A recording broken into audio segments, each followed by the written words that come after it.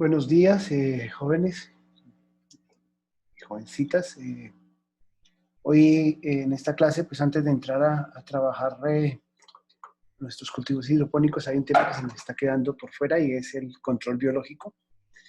Voy a tomar esta y la otra clase, pero la otra clase la voy a hacer un poco más larga para que trabajemos los insectos, que es lo que voy a trabajar al final de control biológico, y trabajemos ya el primer montaje del cultivo hidropónico. También esto me da tiempo de ver si puedo acceder a las herramientas que tengo en la escuela para poder perforar los tubos, porque tengo mi taladro y las cabezas de las brocas allá. Bien, ¿qué es el control biológico? Pues el control biológico es un método de control de plagas y enfermedades y malezas y que consiste en utilizar otros organismos vivos con el objeto de controlar algunas poblaciones de esos organismos. Posee muchas ventajas entre las que se pueden destacar. La resistencia a plagas eh, eh, es muy rara, es decir, cuando uno utiliza control biológico, las plagas no generan esa resistencia que generalmente generan los químicos. Eh, y dentro de eso, pues la definición más aceptada en la actualidad es la que usan tradicionalmente los entomólogos, ¿no? Y es un método agrícola de control de plagas, insectos, ácaros, malezas, enfermedades de plantas, etcétera, que se usan a partir de depredadores, parásitos herbívoros o otros medios naturales. Entre esos están las plantas. Puede ser un componente importante del control integrado, o sea, del MIPE, del manejo integrado de plagas. En algunas oportunidades se utiliza solo control biológico y se integran tanto insectos como plantas, y esto nos dan muchas ventajas. Y las plantas no solamente se tienen que usar como insumos, sino que también se utilizan como barreras. Ya ahorita les voy a mostrar más adelante. Bien, el concepto de control biológico, pues hay que diferenciarlo del control natural, porque pues el control natural es el que por sí solo aparece el control sobre el problema, sobre la plaga o la enfermedad, por sí solo aparece. Y es porque naturalmente estaba ahí. El control biológico obliga a que el ser humano introduzca este tipo de control para para contrarrestar los efectos nocivos del problema. ¿Bien? Por ello, hay que entender el control biológico como un método artificial de control que presenta limitaciones especialmente en cuanto al conocimiento de los organismos afectados. Es decir, que demanda un poco de conocimiento o mucho conocimiento dependiendo del tipo de organismo que se quiera controlar o del tipo de organismo que se quiere introducir para controlar un problema. Y esto trae consigo pues una serie de ventajas e inconvenientes en su uso y aplicación, sobre todo si son relacionados con métodos químicos. Hay que tener un conocimiento muy amplio cuando uno utiliza métodos químicos y control biológico. Sobre todo medir esos espectros de los agentes químicos que me pueden terminar afectando el control biológico. El control biológico cuando funciona, cuando el control biológico está bien aplicado, puede tener algunas ventajas y se puede destacar, por ejemplo, que no tiene o muy poco efecto nocivo colateral de los enemigos naturales hacia otros organismos, incluido el hombre, porque en ocasiones los enemigos naturales solo atacan una plaga. ¿Mm? La resistencia de plagas al control biológico es muy rara. Ya habíamos hablado de eso, ¿no? El control biológico con frecuencia es a largo término, pero permanente. Es decir, te demora uno un tiempo implementarlo, pero luego él logra tener una resistencia a quedarse en el tiempo, en el espacio donde fue aplicado. El tratamiento con insecticidas pues, se puede eliminar de forma sustancial o total, dependiendo del tipo de control que ustedes hagan. La relación costo-beneficio es muy favorable, sobre todo en el tiempo, cuando los cultivos van en el tiempo. Evita plagas secundarias, es decir, cuando uno aplica elementos químicos o insecticidas químicas o controles químicos, muy generalmente aparecen otro tipo de problemas que se favorecen por la no presencia de algún tipo de control que se muere junto con ese control químico. No existen problemas con intoxicaciones. Es muy raro, ¿no? Es muy raro a menos de que cuando se trabaja con hongos, ¿no? Algunas limitaciones, pues, si no se conocen los principios del método utilizado, pues genera limitaciones. Falta de apoyo económico también genera limitaciones. Eso no se encuentra muy fácil. falta de personal especializado, gente con conocimiento específico en este manejo, aunque hoy día es mucho más que hace algunos años. No está disponible en la mayoría de los casos, es decir, no son tan fáciles de conseguir en las tiendas, hay que buscar tiendas especializadas. Yo al final de los insectos les voy a dar los nombres de algunas tiendas donde pueden comprar controles biológicos. Problemas con los umbrales económicos bajos, enemigos naturales más susceptibles a los plaguicidas que las plagas. Es decir, que cuando uno utiliza control químico y control biológico al mismo tiempo, estos controles químicos matan primero a los enemigos naturales que a las plagas. O sea, hay muchos enemigos naturales, a pesar de que son muy fuertes atacando a su enemigo, son susceptibles a estos venenos. Los enemigos naturales se incrementan con retraso en comparación con las plagas que atacan. En algunos problemas, en las curvas poblacionales siempre están por debajo de la cresta de la una y la otra. Entonces las frecuencias son más, las ondas son más largas y las de la plaga pueden ser más seguidas, pero cuando luego se hace un policontrol, es decir, que aparecen otros tipos de enemigos naturales, se logra establecer una relación ecosistémica bien interesante ahí. Algunos inconvenientes, ¿no? Normalmente su aplicación requiere un planteamiento y un manejo más complejo, no es solamente llenar la bomba y aplicarlo. Por ejemplo, en el caso de utilizar avispas, pues esas avispas vienen en huevitos y hay que poner estas cartulinitas donde vienen espaciadas en un lugar, en una temperatura para que ellas empiecen a eclosionar. Hay que hacer un seguimiento y pues sus efectos no son tan inmediatos o de impacto como aparecen en los controles químicos, ¿no?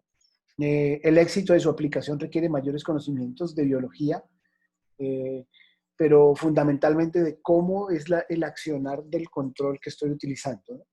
Y cómo es la respuesta del problema al que el control va a solucionar. La mayoría de los enemigos naturales suelen actuar sobre unas pocas especies, es decir, son muy específicos. De algunas les doy un ejemplo. Hay una plaga en la yuca que se llama el gusano cachón. El gusano cachón tiene un gran enemigo natural que es el baculovirus ehrignis, pero este baculovirus, que es un virus, solamente ataca ese gusano cachón, no ataca ningún otro tipo de larva. Pero también tiene otros enemigos naturales, como tricograma, que es una avispa que parasita sus huevos. Entonces uno puede hacer un policontrol entre lo uno y lo otro para controlar huevos, para que no hayan eclosiones de larvas, que son nuestro problema, porque la mariposa no es el problema, o puedo controlar larvas ya en su estado de desarrollo, su Vistar 2 o 3, aplicando baculovirus. También presenté muchas ventajas, ¿no? Muchas ventajas, sobre todo en lo que son efectos secundarios nocivos, ¿no? No se pueden ver. En general, los enemigos naturales más efectivos comparten las siguientes características.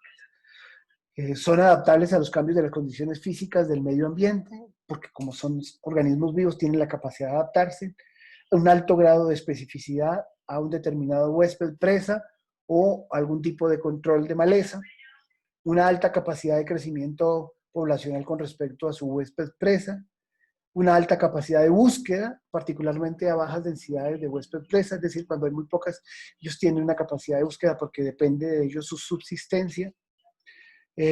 Sincronización con la fenología de huésped presa, con la planta, y la capacidad de sobrevivir en periodos en los que no aparece su huésped y su presa, es decir, que la planta no está y vuelve y aparece en su población cuando vuelve y se siembra el cultivo y vuelve y aparece el problema. Entonces tienen una capacidad de hacer un seguimiento y mantienen unas poblaciones muy estándar. Entonces ahí son los rangos de daño económico aceptable de los que se habla en la producción agrícola, ¿no? Es capaz de modificar su acción y función en su propia densidad de huésped presa, es decir, mostrar densidad de dependencia. Conforme haya mucha presa, hay buena población del control. Cuando desaparece el insecto problema, ellos también tienen una densidad de población baja como medio de subsistencia, ¿no? Tipos de controles biológicos. Entonces vamos a hablar de los controles biológicos de plantas. Muy bien.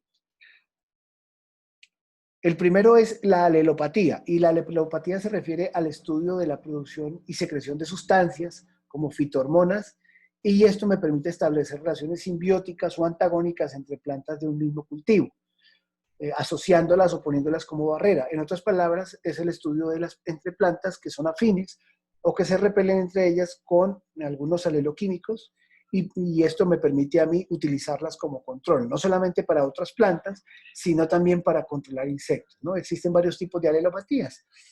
La primera es las plantas acompañantes, y generalmente es el uso de plantas por medio de las cuales los cultivos se encuentran en combinación exitosa con otras plantas, es decir, se relacionan, ¿sí? Y proporcionan un beneficio mucho, incluyendo el hecho de proporcionar una esencia aromática a la atmósfera cuando estas están relacionadas y se siembran, y estos ayudan a que las otras plantas no alcancen mejor desarrollo. Se siembran en los bordes o al final de los surcos o entre los surcos.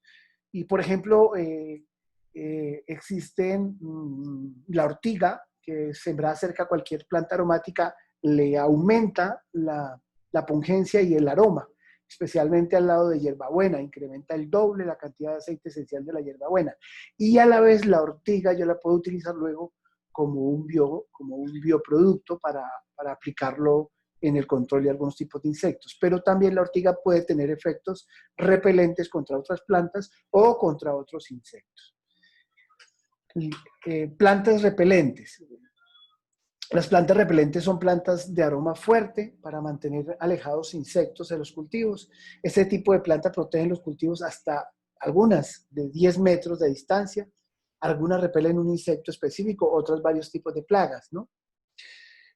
Yo estoy haciendo una tabla para ponerles a ustedes las relaciones de este tipo de alelopatías para que ustedes las tengan, porque no siempre se pueden asociar. Generalmente las plantas repelen, se siembran en los bordes, ¿sí?, de cada surco o alrededor de cada surco, y como una acción de barrera protectora, una barrera que proteja ese cultivo que está ahí en el centro, ¿no? Y esto se ha utilizado con muchas hierbas aromáticas. Generalmente muchas aromáticas funcionan como plantas repelentes, y bueno, son muy usadas en pequeñas huertas, y fue descubierto, pues, me imagino que por la acción de mezclar cultivos, de hacer cultivos dinámicos. Alguna excepción, pues fundamentalmente con el hinojo, porque en el caso del hinojo, el hinojo tiene todo el efecto contrario de las plantas repelentes. Y a pesar de que el hinojo es una planta aromática, aquí en este caso, pues no nos funcionaría. Por eso que el hinojo casi siempre se siembra solo. Pero el hinojo se puede utilizar para hacer un biopreparado que se utiliza para control también de algunos problemas. Plantas trampa. Las plantas trampa son cultivos donde se acostumbran a sembrar este tipo de plantas que son atractivos para insectos, los desvían de los cultivos principales hacia ella. Entonces yo pongo una planta trampa, una planta cebo, el insecto no va a buscar, el cultivo comercial, sino se queda en las plantas trampa. Generalmente estas plantas pueden ser sembradas alrededor, surcos entre ellos o por grandes barreras, y lo que uno está tratando de hacer es que mantener el problema, la plaga en ese, y que ese no pase allá. Y si yo tengo que hacer un control adicional, lo hago sobre la planta trampa y no sobre la planta de que es de mi cultivo comercial, ¿cierto? Y luego yo puedo poner otro tipo de trampas ahí dentro de esos cultivos, como las que ya vimos, las trampas cromáticas, y también atraer y atrapar. Es decir, yo estoy haciendo una barrera de dos tipos para no permitir que el problema me llegue a mi cultivo. ¿Mm? Los cultivos trampas pueden servir como lugares de reproducción para parásitos también, o depredadores de plaga. Es decir, como va a aparecer un insecto plaga ahí o un problema plaga, estos insectos parásitos que son enemigos naturales de estas plagas, pues muy seguramente van a aparecer ahí, y yo también voy a tener otro tipo de control. Entonces ahí estoy hablando de un control multidinámico en el cual voy a utilizar diferentes tipos de acciones. Algún ejemplo de esto es, por ejemplo, la alfalfa, que plantada en hileras alternada con algodón para desplazar el chinche de género Libus, chinche que es un problema en algodón, o el geranio cerca de rosas para protegerlos de escarabajos, del escarabajo japonés o de algún tipo de escarabajo, pues porque además este geranio tiene secreciones tóxicas y pues los mata. O el perifollo, usado para proteger las hortalizas de las babosas, el perifollo. Ustedes simplemente pueden en internet buscar los nombres de estas plantas y las pueden encontrar en los viveros, ¿no? O donde venden semillas. Bien, las plantas también se utilizan como plaguicidas botánicos, ¿no? Y entonces el plaguicida botánico es aprovechar estos aceites esenciales o las hormonas o las feromonas secretadas por las plantas para controlar algún tipo de problemas que se nos presentan, generalmente hongos o algún tipo de artrópodos. Ahorita les voy a hablar de artrópodos porque no estoy hablando de insectos, sino de artrópodos. Son plaguicidas de origen vegetal, se pueden usar de forma acuosa, por infusión o por extracción con compuestos orgánicos como alcoholes o acetonas, ¿sí? Es decir, se pueden hacer alcoholatos o hidrolatos. Para cultivos orgánicos se recomienda la aplicación en forma de extractos acuosos porque es fácil de preparar y porque se degrada muy fácil y también porque yo puedo utilizar pegantes como melaza para lograr que se me queden un rato en las plantas y a su vez pues no hago efectos nocivos sobre el ambiente. Yo les estoy dejando en esta de plaguicidas botánicos dos videos de dos chicos haciendo unos plaguicidas, dos ejemplos de plaguicidas con ajo y con ají, y uno con alcohol y otro creo que medio acuoso. Mírenlos, úsenlos en su huerta, son muy fáciles de hacer, úsenlos. Luego con estos dos ejemplos, pues ahí se les van a listar muchos más en YouTube. Es bien interesante que lo vean. Bien. El otro tipo de alelopatía es el competidor asociado y entonces aquí hay que entender el término competencia porque la competencia es una interacción biológica dentro de las relaciones ecológicas que se dan entre ellos y esto es que genera una actitud de adaptación biológica entre una, dos o tres tipos de seres, o en este caso de plantas, ¿sí? Y la una termina siendo consecuencia de la otra o favoreciendo su proceso. Existe una existe una limitación en la cantidad de por lo menos un recurso usado por ambos organismos. Es decir, que siempre existe un beneficio mutuo entre las dos y tal recurso puede ser puede ser alimento, agua, territorio, parejas o fijación de algún elemento en el suelo, como les voy a mostrar ahorita, ¿sí? Un ejemplo claro de esto es la milpa, que la milpa es un agroecosistema de Mesoamérica. Mesoamérica es la parte de México y unos países de Centroamérica, fundamentalmente un cultivo muy desarrollado por la cultura maya. Y los mayas pues fueron mucho antes que los aztecas, por los mayas, y es la relación de tres tipos de cultivos fundamentales. Es el maíz, el frijol y la calabaza. ¿Sí? En algunos tipos de cultivos le agregan el chile. Entonces, se tienen un beneficio mutuo entre las dos. Entonces, el maíz es una gramínea, el frijol es una leguminosa y la calabaza pues es una rastrera. Entonces, la calabaza no permite que crezcan otras plantas que compitan por nutrientes, se riega ese control sobre el suelo, también mantiene el suelo protegido del sol para mantener condiciones de humedad. El frijol generalmente se beneficia por esa relación gramínea leguminosa y por las capacidades de fijar nutrientes que terminan favoreciendo al maíz, que es la gramínea en este caso, ¿no? Aquí les he dejado un video muy cortico, como de unos 5 minutos, pero sobre milpa pueden encontrar muchísimos ejemplos y esta es una relación muy directa entre competidor asociado, es decir, yo compito, pero con mis socios no compito. Y este es un tipo de alelopatía muy común. Si ustedes lo quieren poner en práctica, háganlo en su huerta, pongan un maíz con un frijol de enredar, y si quieren pónganle calabaza o un ají, un chile, cualquiera de los que tengan ahí.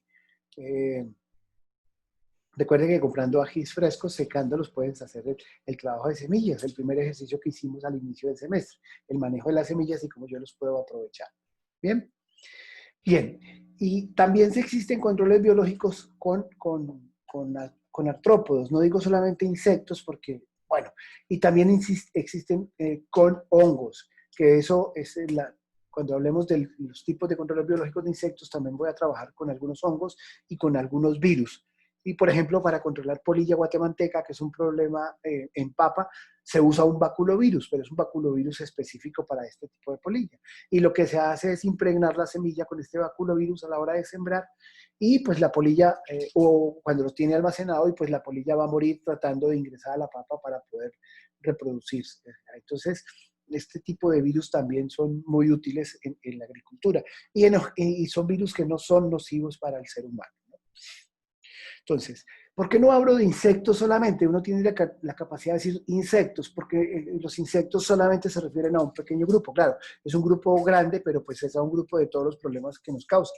Entonces, los artrópodos, pues los artrópodos son invertebrados que tienen un esqueleto externo y con apéndices articulados y móviles, patas o alas, ¿no? Tienen cuerpos segmentados, siempre tienen una, dos partes o tres o muchas otras partes, y experimentan mudas o en ocasiones cambios de formas, es decir, metamorfosis. ¿Por qué? Porque generalmente pasan por unos cistas, huevos, pupas, o huevos, larvas, pupas, y en el caso de las mariposas, pues luego prepupa y crisálida y mariposa, ¿no? Presenta circulación abierta, es decir, su medio interno, son hemolinfas, son impulsados por el corazón hacia vasos, de los cuales salen las lagunas internas y estas pasan de nuevo al corazón a través de sus orificios laterales, es decir, su sistema circulatorio es muy particular. Los artrópodos se clasifican en 4 tipos, yo voy a hablar de 3 nomás porque hay uno que son los crustáceos, pues que en este caso no tendrían tanta importancia, ¿no? Entonces, los arácnidos, los miriápodos y los insectos.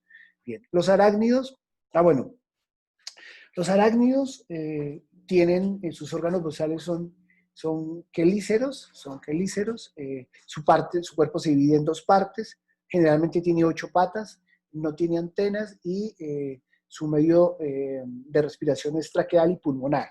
Los miriápodos tienen mandíbulas, el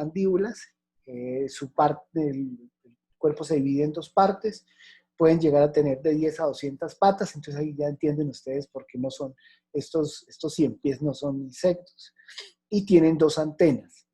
Los crustáceos, pues ya ustedes han oído hablar de los crustáceos, tienen mandíbulas, el cuerpo se divide en 2 partes, el número de patas varía dependiendo del tipo de crustáceo, tienen 4 antenas y su respiración es branquial, y los insectos pues tienen mandíbulas, el cuerpo se divide en 3 partes, cabeza, tórax, cabeza, abdomen y tórax, ¿no? Cabeza, tórax y abdomen. Tiene 6 patas, entonces hay una diferencia entre lo que es un arácnido y es un insecto, ¿no? Entonces los arácnidos tienen 8 patas y los insectos tienen 6 patas, ¿no? Y los insectos tienen 2 antenas y su respiración es traqueal. Aquí algunas imágenes, son los arácnidos, ¿sí? Patas locomotoras, los ojos y pues el tórax y abdomen, ¿sí? Los miriápodos pues son estos gusanitos de muchas patas, gusanitos digo en el buen término de la palabra, que uno ve en ocasiones por ahí, le dicen los 100 pies o los 1000 pies, esos son miriápodos, no son insectos, y los insectos fundamentalmente se caracterizan porque tienen cabeza, tórax y abdomen, se dividen en esas 3 partes, ¿no? Y bueno, y en insectos hay muchas características, entonces hay mariposas, y hay mariposas de 2 tipos, los tipos de polilla y los tipos de mariposa. Están los cucarrones, los de caparazón, están las avispas, están las abejas, entonces, que es otro tipo de insectos, de esos voy a hablar muy generalmente porque muchos de ellos se utilizan. Entonces hay también aéreos, hay rastreros, y bueno, ya con esto, pues yo les dejo la tarea de que se vean los videos. Estos videos hacen parte de esta clase. Y pues la otra tarea es que hagan un bioinsecticida. Pueden hacer los que están en los videos o pueden buscar uno nuevo. Ustedes lo hacen dependiendo de su recurso, lo que tengan. Y la otra tarea es que en una maceta pues hagan una milpa y la vean cómo se desarrolla, para que ustedes mismos evalúen eso. Bien, muchas gracias y buen día. Cualquier duda, pues seguimos hablando. Yo sigo esperando que ustedes me compartan sus videos. Chao.